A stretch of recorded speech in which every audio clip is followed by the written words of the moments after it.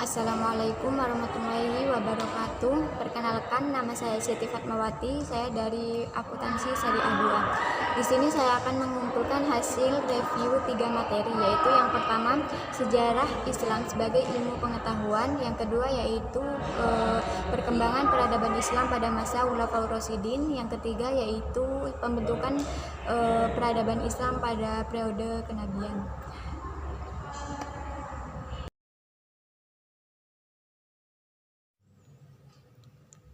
Assalamualaikum warahmatullahi wabarakatuh.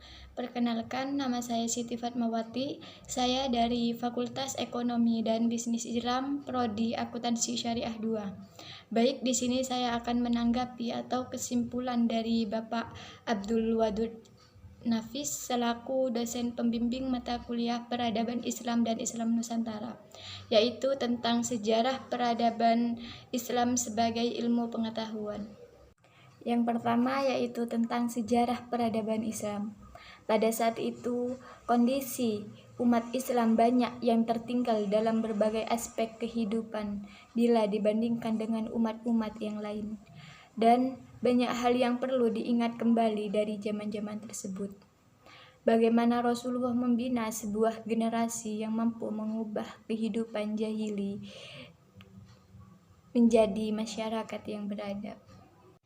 Yang kedua yaitu tentang pengertian sejarah peradaban Islam, yaitu sebagai kemajuan dan kecerdasan akal yang dilakukan dalam satu periode kekuasaan Islam, mulai dari periode Nabi Muhammad SAW sampai perkembangan kekuasaan Islam saat ini. Jadi sangatlah penting kita mempelajari sejarah peradaban Islam guna menambah pengetahuan dan mengambil hikmahnya untuk kehidupan kita saat ini. Selanjutnya yaitu pengertian ilmu pengetahuan adalah deretan konsep dan skema konseptual yang berhubungan satu sama lain sebagai hasil eksperimen serta observasi yang diperoleh melalui pengalaman-pengalaman. Selanjutnya yaitu tentang kriteria ilmu pengetahuan. Yang pertama, memiliki objek yang jelas, yang kedua memiliki metode tertentu, yang ketiga disusun secara sistematis, yang keempat menggunakan pemikiran yang rasional, yang kelima kebenarannya bersifat objektif, yang keenam memiliki tujuan. Lalu kriteria sejarah peradaban Islam tidak jauh beda dengan kriteria ilmu pengetahuan.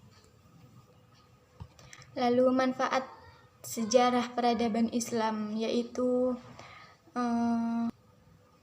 kegunaan edukatif, inspiratif, dan rekreatif. Adapun manfaat mempelajari sejarah peradaban Islam yaitu untuk mendapatkan informasi asal-usul khazanah serta kebudayaan, kekayaan, dan keahlian di bidang-bidang tertentu yang dapat diraih oleh umat Islam pada masa lampau, serta dapat mengambil pelajaran dari kejadian-kejadian dan perjuangannya. Sekian dari saya, kurang lebihnya mohon maaf. Wassalamualaikum warahmatullahi wabarakatuh. Assalamualaikum warahmatullahi wabarakatuh.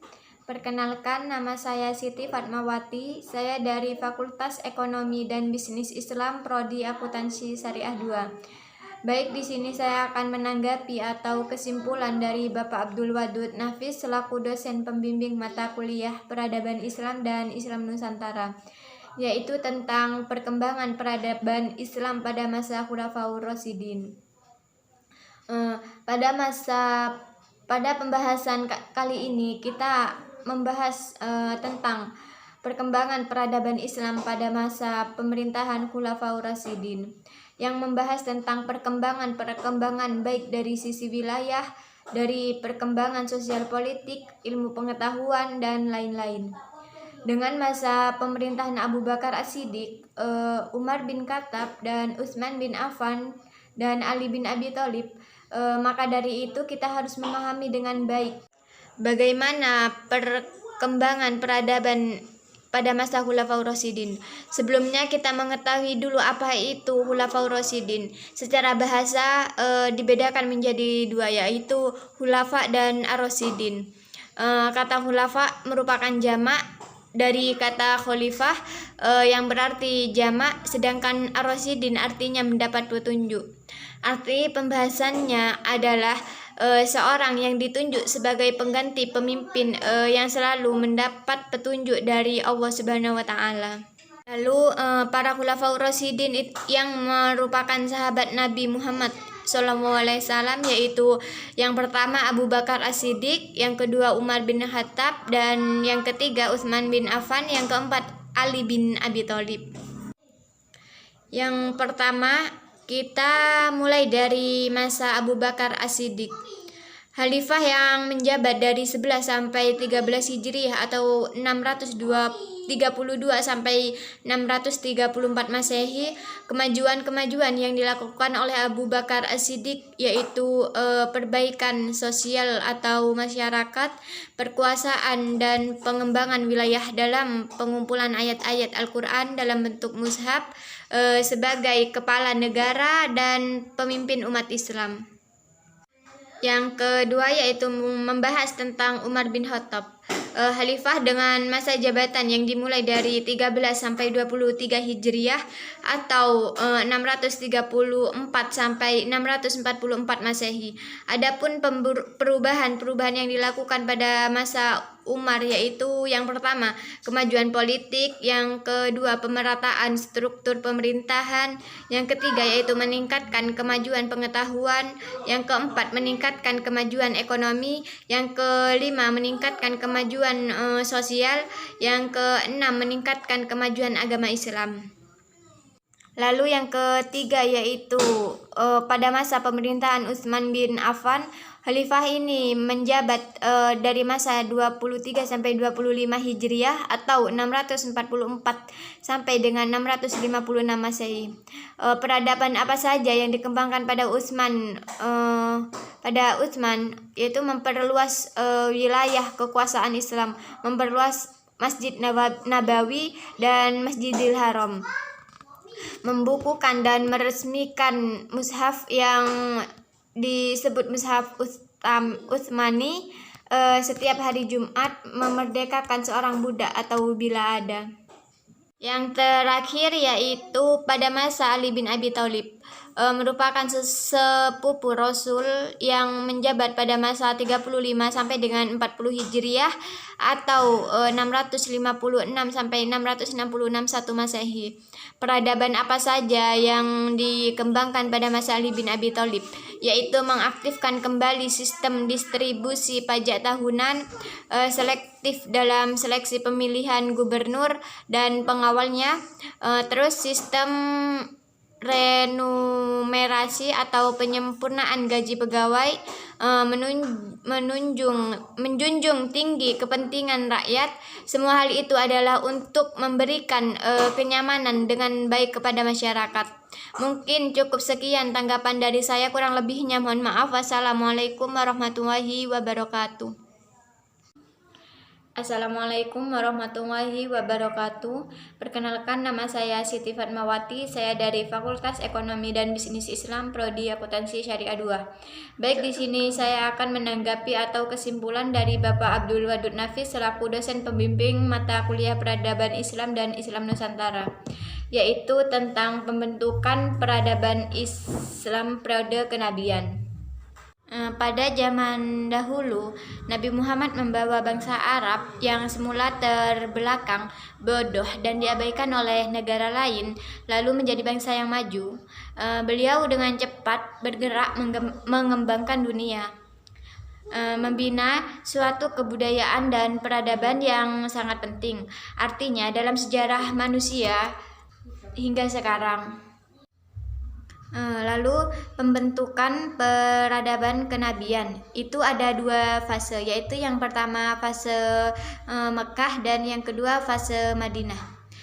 Kenapa kita perlu dijelaskan bagaimana Nabi itu membentuk peradaban di Mekah dan di Madinah?